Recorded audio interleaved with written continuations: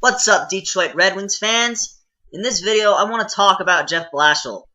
I would have to think that he is a lot of Red Wings fans' favorite punching bag right now. In 4 years with the Red Wings, Jeff Blashill has had one playoff appearance, along with 3 seasons in which he did not make the playoffs. And it's not just that they didn't make the playoffs, they weren't even close. He recently agreed to a 2-year extension that I'm sure most of us didn't agree with. I would be lying if I said I wanted the Red Wings to give it to him, but they did. So let's talk about his tenure so far. Here are Jeff Blashill's 4 seasons with the Red Wings so far. I've laid out his records, along with his goals for, goals against, shots, shots against, power play, and penalty kill rankings in each of his seasons. Please feel free to pause at any moment if you want to get a clearer look of the rankings. But it's not hard to see that his tenure has not been good so far. In 4 seasons with the Red Wings, Jeff Blashill has just not put any good offenses or defenses together. His best goals for ranking is 21st. His best goals against ranking is 17th. That's both in the lower half of the league. And he's produced just 1 power play that ranked in the top half of the league. And he's produced 1 penalty kill that ranked in the top half of the league. He's never had a 100-point season. And it's not hard to see why. It's a losing formula when every aspect of your team is consistently ranking in the bottom half of the league. You'd almost have to think that this kind of lack of production, I guess, would get a lot of coaches fired. But how much blame does Jeff Blashill deserve for this? I will give him a break in the sense that he hasn't exactly had an abundance of talent to work with. In 3 of the 4 seasons he's coached the Red Wings, he did not have a 30-goal scorer. And it's not like the players he was working with were 30-goal scorers elsewhere. And of the guys that did get 30 goals before playing for Blashill, like Henrik Zetterberg or Pavel Datsyuk, they were getting up there in age, so the decline could possibly be due more to that than Blashill making them regress.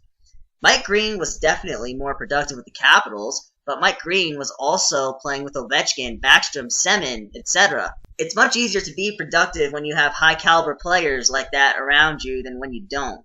And the Red Wings simply don't right now. So the lack of winning is obviously the biggest reason as to why we would want to fire him. But let's really talk about why we should or should not keep him. So let's first talk about why we might want to keep him. Well, the biggest reason we should keep Jeff Blashill is because he's actually done a very good job of developing the Red Wings' best players. Take a look at the progression of Larkin, Athanasiou, Mantha, and Bertuzzi. We are seeing very steady improvement out of these guys. Larkin did take a step back in year 2 from year 1, but his development has pretty much skyrocketed since his sophomore slump. Athanasiou has not yet had a slump in his development. It's been more in a straight line than Larkin's, but this year's development skyrocketed just like Larkin's.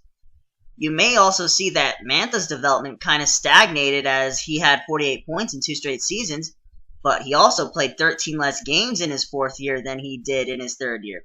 I think we can all safely agree that he would have had more points in 2019 if he stayed healthy. Bertuzzi's production almost doubled from year 2 to year 3, so in terms of his ability to develop players, it's definitely there. And one other thing I'd also like to note is that I didn't really find any instances of him making players regress, or I didn't really find any instances of players completely regressing under Blashill.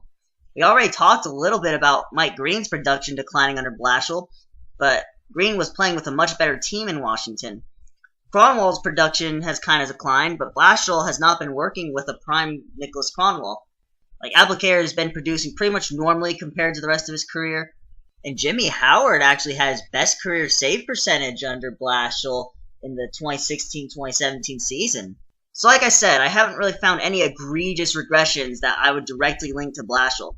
But now that I've talked about why we might want to keep him, let's talk about why we shouldn't. The first thing I want to talk about as to why we should not keep Blashill is that I've seen a severe lack of team chemistry. This year I saw a bunch of wayward passing by these players. I saw them making passes to spaces, but there was nobody there.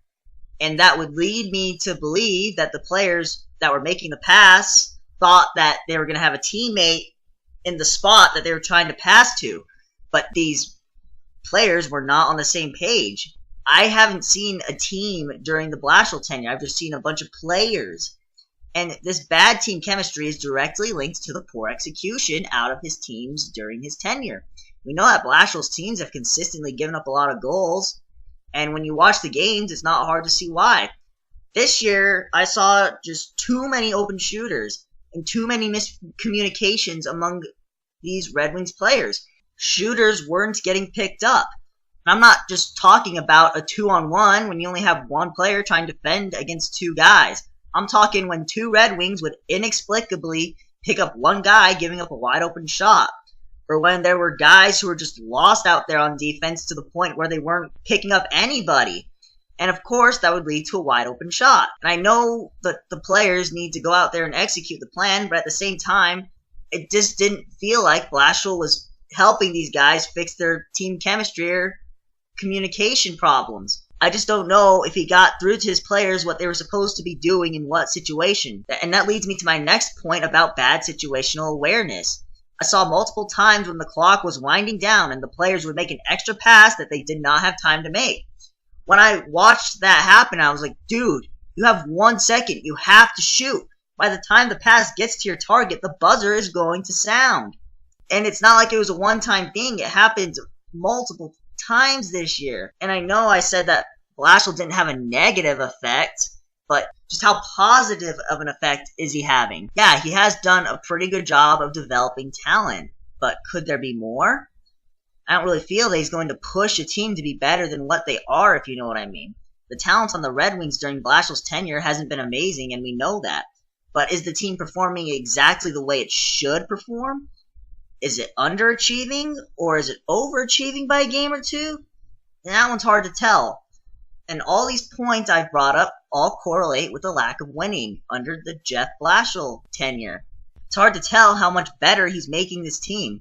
One thing that is extremely clear, though, is that this team just is not winning. I'll tell you now what I would do if I were Steve Yzerman. If the Red Wings don't make the playoffs this year, then Blashill has to get fired, in my opinion. This team has actually been pretty bad for 3 years in a row now. If this team doesn't play a playoff game in 2020, I think I'm done with Blashill. I was 100% ready to fire Blashill before I made this video, but after making it, I think he definitely has something to offer in terms of player development. And I was surprised to find out that players Blashill has played with did not completely regress under him. And of the regressions I did find, I would find it unfair to directly link it to Blashill. Is any of this enough for me to completely get off of the fire Blashill train? No, it's not. But if the Red Wings can do some things this year, my view on him will change.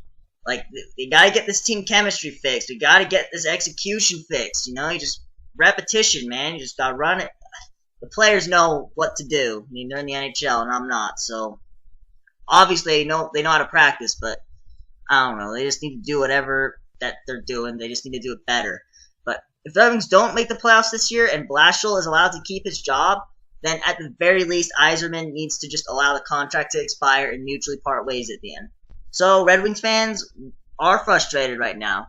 But let me just say this. Historically speaking, this is one of the best-run organizations, not just in hockey, but in all of sports. So just know that better days are ahead. When will those days come? I don't know. But just know that they eventually will be here, whether it's with Blashill or not. Well, that will be all for this video. Do you guys agree or disagree? Let me know in the comments below. Thanks for watching.